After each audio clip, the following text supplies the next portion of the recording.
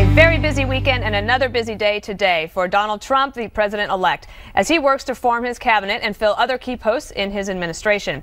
On Saturday, 2012 GOP nominee Mitt Romney met with Mr. Trump at his golf club in Bedminster, New Jersey. He may be in consideration for the job of Secretary of State, even after trading critical words with the president-elect during the heated campaign season. Today, another one-time adversary, Rick Perry, was spotted at Trump Tower. The former Texas governor may be a contender to lead the defense or energy departments. Also meeting with Mr. Trump, Oklahoma Governor Mary Fallin, who could be chosen to head the Interior Department, and former U.S. Senator Scott Brown, friend of ours, in possible contention for Veterans Affairs Secretary. Lots and lots here. Let's first look at a soundbite from the meeting with Governor Romney, and then we'll get Kimberly's reaction. We had a far-reaching conversation with regard to various theaters in the world where there are interests of the United States of real significance. We discussed those areas and exchanged our views on those topics. Very thorough and in-depth discussion in the time we had, and appreciate the chance to speak with the president-elect, and look forward to the coming administration. Did you vary the things that it's going to be doing. Kimberly, a little bit of the Odd Couple meeting on Saturday. I know, it was interesting, but I like that we kind of had a front row seat to it, to be able to see it happening in real time, because at first the media was criticizing, oh, this is chaos. It didn't look too chaotic to me. It looked pretty orderly. It was interesting. The media was there. It was transparent. But then on the other hand, now, instead of talking about that it was in total chaos, they're saying, oh, this was a media event. It's turned into the whole, Trump show, et cetera, et cetera.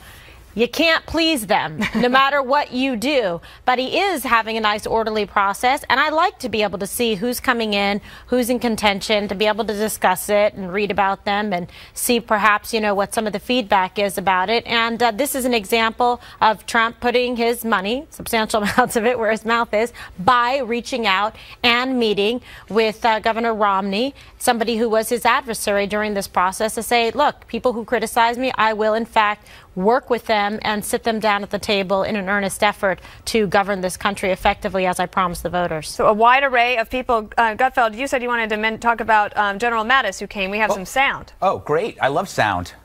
Okay. And tape. All I can say is he is the real deal. He is the real deal. Thank you, Jim. Thank you. Will he have a place in your administration? We're going to see. He's just a brilliant, wonderful man. What a career, and we're going to see what happens. All right, Greg, your thoughts? I love anyone with a good nickname, and Mattis has three. Okay. He has three nicknames: Chaos, Warrior Monk, and Mad Dog. Amazing. Maybe it's me, but I don't think these nicknames portend a buttercup who's going to be too concerned about collateral damage. Yeah. I think this is, if you ever read any of his quotes, he's like a quote catapult. My favorite one, he said, is, be polite, be professional, but have a plan to kill everyone you meet. He's my ideal man. Yeah, he is. I can't he's your even soulmate, tell Kimberly. you. And you know what it is? I think his primary rule of engagement is to kill. He understands the USP of a soldier. He's not sending those guys out to be social workers. Right. He's sending them out there to complete a mission, and the mission is a mission that so many people don't want to admit to, but he understands it, which makes him he represents everything that President Obama avoided in his nominations, which is the ugly, brutal reality of the world. What do you think, Eric? There's a lot of people coming through. They've made some announcements, and I suppose, but just from reading the tea leaves, it looks like they might wait till after Thanksgiving to announce a whole bunch more. Yeah, not sure. So he met with Mad Dog Mattis. You had to love that. You're going, yes. That is one of my nicknames, by the way. Mitt Romney, yes, sir. Chris, that's great. Today, Scott Brown. Newt Gingrich apparently is there right now. But the one that stood out for me today, Tulsi Gabbard. I thought that was fantastic. He met with a Democrat who questioned Obama and Hillary Clinton's Syrian strategy, and I think that was very smart that Trump reached out to her and talked to her about whether, I don't know, maybe bring her into the administration in some form. But it shows that he wants to win. He wants to do what's best for the country. I thought there was a great few minutes he spent with her. Let's get you in here, Geraldo. What do you think? I think General Mattis is an excellent choice for a reason that I don't think many people recognize, aside from the fact that he is an indomitable warrior. I saw him in Iraq and in Afghanistan. He's a real soldier. He sees ISIS as the primary threat to the United States. That's very, very important. But he also is an advocate of the two-state solution. He believes that Israeli settlements in the West Bank are counterproductive to the peace process. And I think that when you take that point of view, that may be why he doesn't get the nomination. But if he does, I think that it bodes well for President Trump going forward in the Middle East. In terms of Mitt Romney, the only thing I worry about, I like that they buried the hatchet, but you have to remember that Romney believes Russia is the prime threat to the United States. He said that. I remember Obama said, when you're redredging your 2008, whatever it was, in his debate with Romney, said he was old-fashioned to still be focused on Russia. Trump wants a détente with Russia to go against ISIS, the real enemy, as I do. I agree with Trump on that. So I wonder substantively, aside from the burying the hatchet stuff, if they're not on different wavelengths. Kimberly, let's play a little sound from something else that Vice President Mike Pence, who we're going to talk about a lot, so you want to stick around on this show because we have something later on that everybody's been talking about all weekend on the Hamilton play. Mike Pence was on Face the Nation on CBS yesterday morning talking about possible ways to go against ISIS. I think one thing, Kimberly, he could have added is that the Trump administration will follow the law, but we will not going to tell the enemy what we're going to do. But otherwise, pretty tough. Yeah, and good. They should be, because this was the message. It's consistent, on point with the campaign. So he nailed that landing. The Russian judge would even give him a 10. So that's what he should be saying. I'm not going to tell anybody what I'm going to do to you if you're very bad. Let yourself live in fear about this and suspense, because you have to have all tools on the table to be able to utilize to your advantage, especially in the face of non-compliance with your adversary. Okay, so that's it. No more light pink line drawn in the sand. When it's red, it's the enemy's blood that's spilled. Just ask Mattis. Greg, I wondered if the environmental community today was freaking out that maybe somebody from Texas would end up at the Energy Department, and Rick Perry apparently meeting today with that being a possible job for him. Yeah, again, though, I can't help but think if this is some kind of kabuki theater like that President-elect Trump is inviting all the exes over that spurned him, and now he's rubbing their face in it. Because I just can't see Perry. Perry was one of the first and the hardest at the beginning. But I want to talk about the fact that there are more women. That you're seeing more women being up there, and it's going to be hard for liberal critics now to use that as an excuse when I think there must be 4 to half, maybe half a dozen women that are being looked at, right? I think so. There was at least 4. Yeah, so I mean what are they? So yeah, they're going to have to demand. They're going to have to say, okay, what can they demand now? Lactose intolerant vegans? Are they going to have to go for height challenged, warlocks like myself? Yeah, I was going to say you. Yeah, they're going to have to find they're going to have to. They're running out of criticism. The more you see Democrats. He had at least 2 Democrats there. Maybe more. It's fairly common to have a Democrat join an administration, Geraldo, because I think it really kind of started with Bill Clinton when he had William Cohen as his Secretary I of actually Defense. saw William Cohen endorsing the selection of General Mattis if it comes to that. Rick Perry, I don't see. I remember him sitting right here. I happened to be a co-host, and he was running for president. And everybody reminded him that he didn't remember the Department of Energy when asked, So now maybe that's good. But I think that the kabuki theater might have hit it. The one that really scares me, though, is Chris Kobach, the current Secretary of State of Kansas for Department of Homeland Security. I know why. Because he is the hardest. First of all, he's for the Muslim registry, which I am opposed to. We had a Muslim registry from 2002 to 2003. People forget that, and as a result of it, 14,000 Muslim immigrants who had overstayed their visa were deported. But then we found, the Bush administration found constitutional problems with it. They did away with the program. But he is the hardest liner in terms of deportation. I think he'd go after the DREAM Act students. And I've debated him. He's a very, very intelligent, Ivy League educated fellow, very smooth. But I think he'd be a disaster from the point of view of the immigrant community. I think that he would be a disaster, Chris. Last word to you, Eric, on any of them? No, one thing that is concerning me is there's rumblings. First of all, John McCain said he would push back if there was anyone that was trying to push waterboarding, to reinstitute waterboarding. That's an interesting conflict that may happen. So whoever gets appointed will go through the process. Right now, the Republicans are at 51. So you can lose 1 Republican vote, and that's it. And that's assuming whoever gets appointed isn't one of those Republican votes. So anyway, so that would be like Jeff Sessions. Well, unless you replace replace it with another Republican. Alabama, Governor, right? In Alabama, it's pretty safe. But in a place that may not be safe, you may, in Louisiana right now is still up in the air. You're not sure who that final Senate seat is going to go to. Very quickly, though, one of the most disturbing things I read today was a Wall Street Journal had a piece saying that President Obama was looking to shore up the Iran nuclear deal prior to leaving. He's got 59 days left. And for me, this is very, very scary. They really need to push back. And yes, transition is important, but someone needs to get front and center saying, hey, whatever deal you're about to make with President Obama, we're coming next and we're going to renegotiate that deal. There is a lot more to come on that, too, and including also not just Iran deal, but also some warnings from some to President Obama about Israel and not making any decisions there. Moving the embassy to Jerusalem. Or other things, right. Hi, welcome back to The Five. We have no script, so let's see what's going to happen. I guess I can talk about whatever I want. But Bunnies. But let's talk about hop-alongs and the transition. Who else have we saw? Bowling if he's been asked to visit Trump Tower to get a job yet. I believe you just did.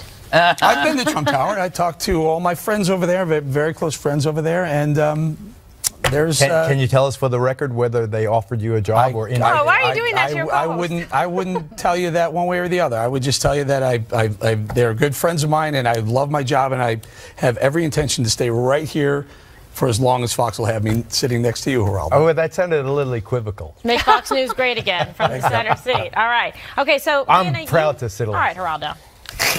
You're on a timer. This is why we should have had a script. Exactly. Yeah, you blew All right, it. so let's talk about Michelle Rhee, who is being considered the top candidate, in fact, for Secretary of Education, but it's not without its controversial aspects because she is somebody that has backed Common Core and being a Democrat, but yet there's other attributes that would be considered favorable. Well, she was basically like an actor for creative destruction in the D.C. public schools and was really, I think, quite heroic in all that she did there. And she was somebody who was just not afraid to make really tough decisions and be criticized all throughout D.C. And so I think she's absolutely a force for good. And I hope that she does, or somebody like her would be able to fill that role, because goodness knows our school children and the teachers and principals in particular, the principals need to be empowered. And I think she's got just a different and better approach on education. All right, Greg. Well, I like her because she had some innovative ideas. For example, she tried to get salaries for teachers based on student achievement and not on tenure, and that upset a lot of unions. Oh, yeah. Yep. So she's kind of like, she's an Obama opposite. It's just not somebody, like I said in the A block, like that he would nominate. She supports vouchers and school choice. She's also married to KJ, Kevin Johnson. We went to school together at Berkeley. He used to walk into my room when I was half asleep and hungover and stare at me and just shake his head and leave. Is he a mayor? Is that because you were half Sacramento? clothed? Right. Yes, Yeah, mayor of Sacramento. Right. He actually, I think somebody tried to throw a pie in his face recently, and he beat him up. Nice. It's like Hannity put me in a chokehold. One tough hombre. Oh, you're chokehold? Not another chokehold. Interrogation technique. You're making a lot of friends today. Don't talk to him in the break. Good to know you. Can I just add that, I'm sorry, that I said that I think that the Department of Education should be shut down, and Michelle Rhee might be the right one to do it. So she gets a spot and shuts herself down. Let me clarify that. I think this is a better idea to keep it open right now and reshift the focus to school choice. Trump has said he wanted to spend $20 billion immediately to offer school choice, to offer more choices. I think that number is going to be substantially higher than that, and you need someone on board who knows what it's all about, both knows the Democrat way of thinking, the unions, et cetera, teachers unions, and also someone willing to make that change. That is a massive sea change in the way America looks at education. She's probably the right one. I agree, and it also opens, the scenario for more charter schools, more school choice. I don't think that it's a kind of synonym or hidden code word for racism in public schools. I think charter schools are integrated. They're terrific. They have a real role to play, and I agree with Greg in terms of the unions having a disproportionate power where so much of their effort and energy goes into, kind of getting their own benefits enhanced, their own salaries enhanced, rather than the performance of the children. And when you look at Rhee and you look at Gabbard, it's got to be really hard for the media to keep pushing the alt-right meme. It's like, do any of these people look like they belong to the alt-right? Well, no. So it's a total disconnect with what they're putting forward and their mantra and their criticisms about the potential administration of Donald Trump, the president-elect. Go ahead. You want to talk about Sessions, too? I do. I think that where the rubber really hits the road will be with the Attorney General selection already announced. Jeff Sessions, the Alabama senator, who everyone has to remember that in 1986, in the Reagan administration, in a Republican-dominated Senate, he was denied a federal judgeship because of alleged racist activities in his background. He was a teenager, a white teenager in Selma, Alabama, during the famous march across the bridge, and all. You can imagine what teenagers, with similar backgrounds were doing on both sides of that wrenching conflict. People have changed. He's changed. He marched in the Selma 50-year celebration or commemoration, which is great. But I think that he's going to have some baggage. Not only that, he spent 10 years prosecuting segregation. He was for desegregation, civil rights cases. He also so he may have had what you want to call it, a questionable moment in life. But for the past 30 years, he's certainly gone a completely different direction, away from any of that stuff that happened, may or not have happened years ago. I agree with you, but 30 years is 30 years, and people have to judge whether it affects. I mean, I said it before. The people in that hearing are no longer with us, and also he also prosecuted the head of the KKK. Yeah. If that's racist, we need more racists. Well, I will let that. Right. I mean, I think to be fair, you got to judge a man. He put a guy away who was the head of the KKK. Right. You have to judge a man or a woman on their conduct, their actions. He has 30 years of service and dedication in the civil rights area, and instead of the people that want to question and interpret a sentence or two or a statement that he made. I mean, I think the choice is obvious. So did you hear about Vice President-elect Mike Pence checking out the Broadway show Hamilton? Surprise, surprise, he was booed by the crowd. Then the cast lectured him. Nice. Now, if you expect any of us to flip out, I'm not gonna. I'm no baby. I don't need a safe space. I'm used to the right being singled out by entertainers. Actors seem brave and unpredictable, but they're as spontaneous as a tax return. However, this was lame. Imagine a right-wing doctor in a very sensitive visit. He's got his head down deep in a pelvic exam and suddenly pops up and says, "Before I tell you what you have, Mrs. Kane, you need to know how the left has ruined our nation's inner cities." That's what these actors did. They violated the terms of service. The customer, when he purchases your work, makes a pact. Once you violate it, the manners we take for granted in society, they fall apart. No one wants a lecture when you're getting a latte. So if you get one without asking, isn't that grounds for some discipline? But libs work by different rules, especially their entertainers. Comedians attack their own audience for not agreeing with them. Singers demand that you vote like them. And musicians throw fits if a Republican uses their songs. Mm-hmm. How odd that the proponents of free expression think free only applies to them. So much to talk about this. The actor, Brandon Victor Dixon, said that this was a discussion. Well, wasn't a discussion when you stand on a stage with the only microphone and the other person in the discussion sitting in the audience with his daughter and his daughter's friends or cousins. That was ridiculous. The crowd was worse than the actor. And I'm all for free speech. I'm all for that. His ideas. I think his ideas are fantastic. But deliver those ideas not on Broadway, not to an audience that can't, or to a person that can't even respond, delivered on MSNBC where they belong. Yeah. The person you got to listen to as an authority, Stevie Van Zandt from Bruce Springsteen's E Street Band, was one of the first people that fought against apartheid, who wrote the song Sun City. He tweeted this out: "There has never been a more outspoken, politically active artist than me. He was their guest. You protect your guest. Don't embarrass them." Then the second tweet: "A guy comes to a Broadway show for a relaxing night out. Instead, he gets a lecture from the stage, not a level playing field," which is what you were saying, Eric. It's bullying. Is it bullying, Kimberly? Yeah. Is it too far? I just think it's bad form. I wasn't impressed at all. I'm super excited to keep my $1,400 that I wasn't going to spend there. Honestly, yeah. I mean, they're just so arrogant, so self-important. I'd rather watch like reruns of Narcos or something. I mean, honestly. And to say that Mike Pence is such a kind man and he's so dignified, he's a class act, and it just, to me, really was another opportunity for him to demonstrate how to handle things properly. And I felt bad because he's there, with his daughter, etc. It's like, but nevertheless, he rose to the occasion. He was vice presidential, and for people to see the way he reacted with greatness and with dignity in the face of smallness. Geraldo, how about the other side of this? The protesters and activists always say they're doing it in the name of the greater good. In this case, Mike Pence is against gay marriage. So they're saying, like, if this guy's in our house, this is our opportunity to point out his intolerance. Why should we be tolerant? Well, first of all, let me just, without being condescending to people from the West Coast, let me just suggest that New York is a town that's a rough town. I mean, you go to Yankee Stadium, everybody gets booed at Yankee Stadium. And this is the most political play on Broadway. This is everybody in that building is Jewish, gay, Latino, and/or black.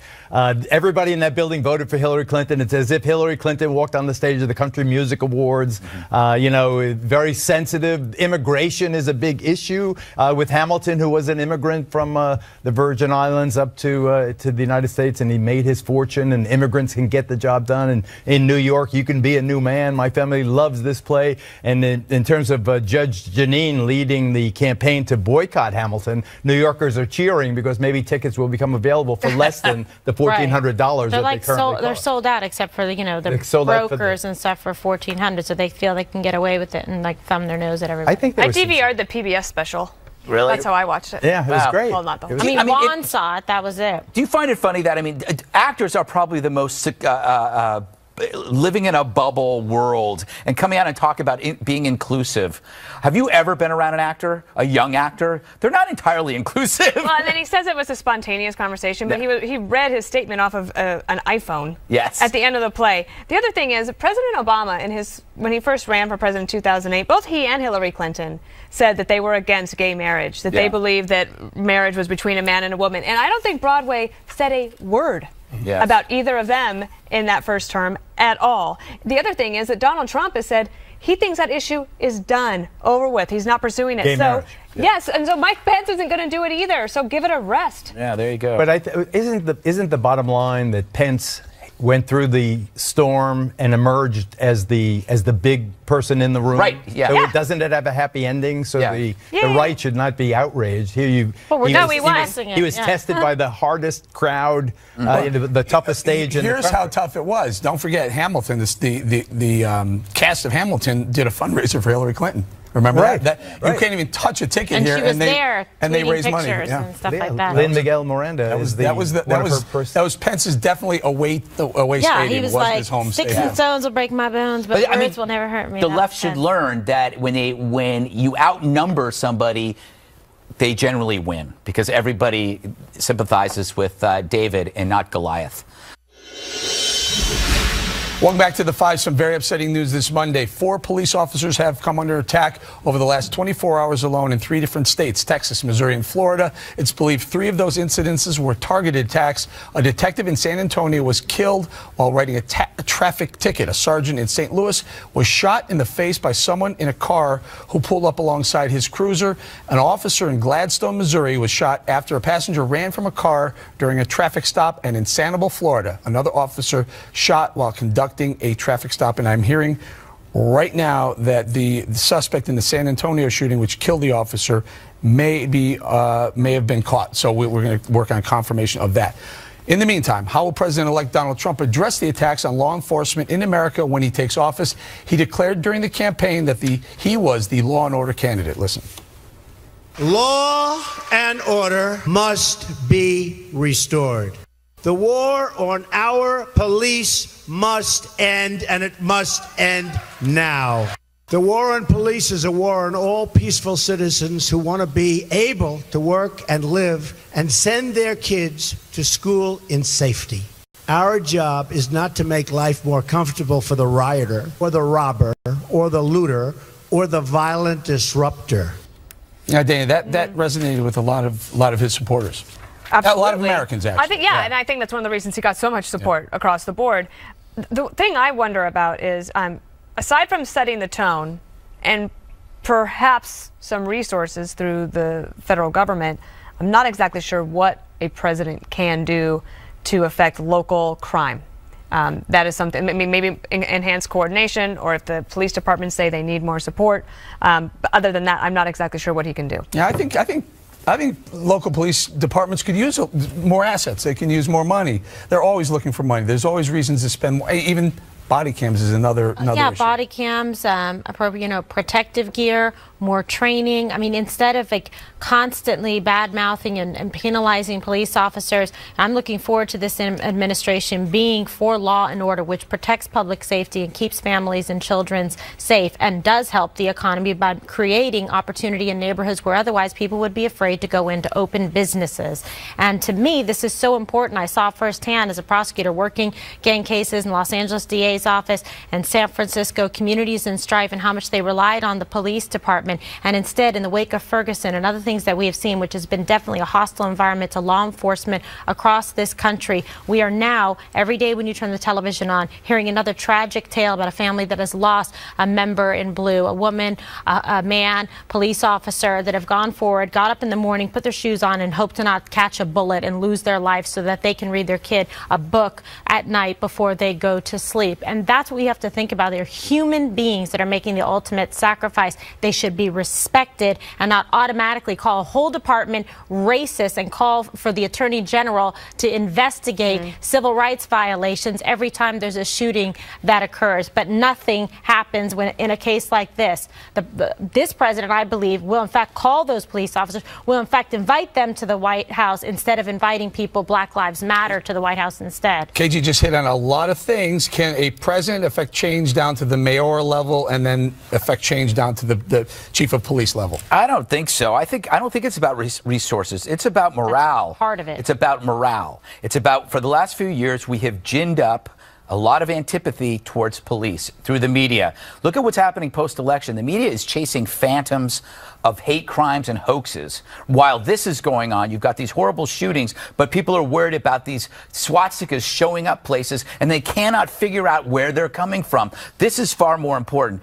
But there's an interesting thing about what almost all of these were routine stops, and it tells you that every single action in a police officer's life has to be totally alert. Even when he's writing a ticket, he has to be completely alert. Nobody gets that. So when an activist gets up in the morning after playing 4 hours of video games and sitting around doing nothing, and then they go out to protest a cop, that cop has been alert all day and has to be alert with you at all times, and he is vulnerable at every moment. Meanwhile, the people that protest him, they don't give a they don't have to be, they don't have to watch their back 24/7. Yeah, they don't have to watch. Yeah. Raldo, what about re-examining our rules of engagement Watch their law enforcement level? Let me just say, I don't disagree with anything that anyone has said on this issue thus far, but thank you. But I think the one thing that we're missing is the role that rhetoric has played. I mean, that, I think, to Dana's point, is where the president can really, by condemning the people who are making the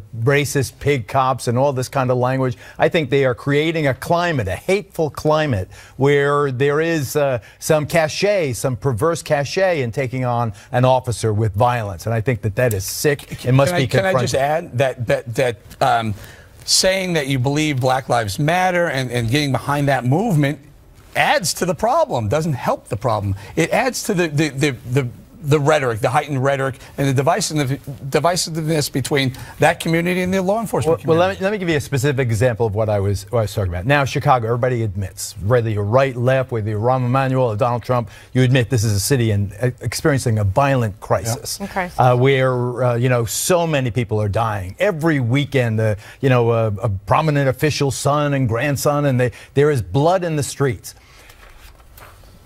We need in Chicago stop and frisk. I mean, to me it's one of those simple. We need it everywhere, so they don't turn into everywhere, Chicago. but particularly in a place where that's where I'm getting at. So I think that he can say, first of all, cops are our brothers and our sisters, and we honor them. Second of all, why are you complaining only about this when you have this much bigger issue that is afflicting your community in such a profound way?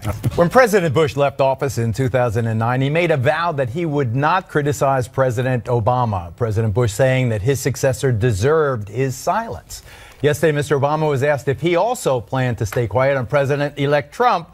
President Obama, though, signaled there may be limits to his silence.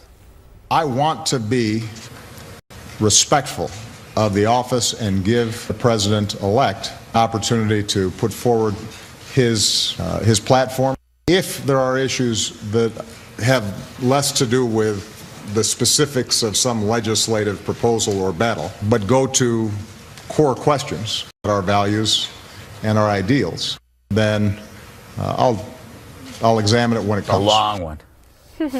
Dana, I think that George W. Bush really did himself tremendous credit by his dignity and his discretion, let me say, after he left office. But he must have been biting the inside of his cheeks or his tongue when people criticized him about things like Katrina or the economic situation. Yes, but even that year leading up to even before we knew who was going to win the 2008 election, he would be asked all the time about his legacy. And one of the best things he used to say is that in 2008 he read 3 biographies about George Washington, and if the first president was still being written about, then the 43rd didn't have a lot to worry about because he would never know. I love that. And he really followed in the footsteps of his father, who did the same, and they were just patriots and gracious and all that. Sometimes it gave me heartburn, right? Because you think, well, oh my gosh, that's not actually true. But I was out there. And there were a few other people like Carl and Karen Hughes, Ari Fleischer, Nicole Wallace, others that were able to say, well, actually, let us tell you what it is. The thing is, I think with President Obama is he's a very young man. He's leaving the presidency at a young age. He has a lot of life to live. I don't think we exactly know, and maybe he doesn't know yet, all the range of things that he's going to want to do in his life, from the library, the institute, the philanthropy, the business, whatever he decides to do. But I also believe this. I think that President Obama thinks that if he would have been on the ballot this year, that he would have beat Donald Trump. Oh, so what do you think? He won't. I don't think he will bite his tongue too much. But Greg, here, let's just say that legislation is proposed and looks like it could pass, that there will be a registry of everyone who's Muslim. Wouldn't that be something so extraordinary that you would expect President Obama to say something? Well, actually, the point is there is no one on the left to present a formidable opposition. There's not even a Jon Stewart around anymore to pitch in. So all they have no bench. So all they have is a former President Obama and his wife are the only people that anybody is going to listen to. And what's he going to do? He's going to be like Wooderson in Dazed and Confused. He's the guy that graduated from high school but still drives around the high school to pick up chicks. He's like, oh, what do I do now? I'm in D.C. I got nothing to do. So he might just have to do this because there's nobody else there to do it. Interesting. What's your expectation? So President Obama in that soundbite said if Donald Trump or the President Trump says something that goes to the core question of our values and morals, but here's the question, because we know there's a vast divide between what President Obama's ideals and values are and what Donald Trump's are. I mean, we elected the next president, okay? The people elected the next president. Whatever your view of ideals and values are, that were rejected, and Hillary Clinton was pretty much along the same lines as Obama's. So it's time to let the president do what the people has asked him to do, which is lead the country. And yet quickly, Kimberly, in 20 years, he's going to be younger than I am now. I mean, he's got to say something about things. Well, and also it's... What about juvenile justice? I think he's very different from, the Bush family from 41 and 43, and I don't think necessarily kind of like his ego, his legacy, his desire to still be forward in the spotlight is going to allow him to remain silent. He's going to spend, time trying to raise $1 billion for his library, for perhaps a foundation similar to the Clintons, perhaps become like climate czar or something, head globalist. So we'll see, but I don't think he's going to be quiet. One More Thing is next. It's time now for One More Thing. I'll go quickly. I was in Florida over the weekend. I hit lots of places, the Villages, Lakeland, Tampa, Fort Myers, Miami. Thanks for welcoming me. It was the Let Me Tell You About Jasper book tour. That's a guy who started a company called Pop Your Pup. Check that out. I was on C-SPAN with Peter Slen. He's a great guy. Lots of people. That's the guy we're talking about. Kimberly brought the dog with him. Her name is Stella, I believe. And then I got home last night, which was great. Saw Peter. I was like, oh, thank God I'm home, because that was quite a trip. And then this is a little video upon our arrival. Do we have that? This is like how ridiculous. Oh, my God. This is how, it's sped up a little bit, but honestly, not that much. That's how crazy it can be. So he's a good boy. It was very fun. Okay, tonight, 8 o'clock, O'Reilly. I'm hosting it again. Big show. Now, Austin Goolsbee, we're going to go at it. I love fighting with that guy. Lieutenant Colonel, he's a great guy. So smart, though. Bowling. Lieutenant Colonel Peters. John Meacham, presidential historian. Love John Meacham. Katie Pavlich is going to take on... we love her. Marsh, first name. Marianne Marsh. Marianne Marsh. Don't miss it. They're always good together. Yeah, they on are. America's Newsroom a lot together. Okay, shout out to what's my favorite besides military, police officer. Well, yes. This involves officers and food. What a dream. Shout out to the Fort Worth Police Department in Texas. Last week, officers were pulling over drivers for minor traffic violations. And instead of writing them a ticket for missing a stop sign or something like that, they were handing over frozen turkeys. Can you imagine the joy and the relief when you got a turkey instead that you can bring home to your family? So they said that they made 25 turkey traffic stops. I would have had too much of a heart attack for getting in trouble. I would have had sweet? Yeah, I probably would have. And this was an appreciation to their Geraldo, you go. This is inspired by Jasper to see how Dana relates to her dog. I don't, I have little dogs. This is the pet that I hang out with. It's a rescue dove. You know, weddings, funerals, they release the doves. They're not wild animals, though. I was wondering where they went. They go to your place. They crashed in a tree next to my house on the Hudson River near the George Washington Bridge. What a bird brain. He's been there several years. Wow. My daughter, the 11-year-old soul, named him Snowy. How cute. And I talked to him. I scratched his chest. He recognizes me. Geraldo is such a softie. Flies and lands on my That's it for us. Special Report is next.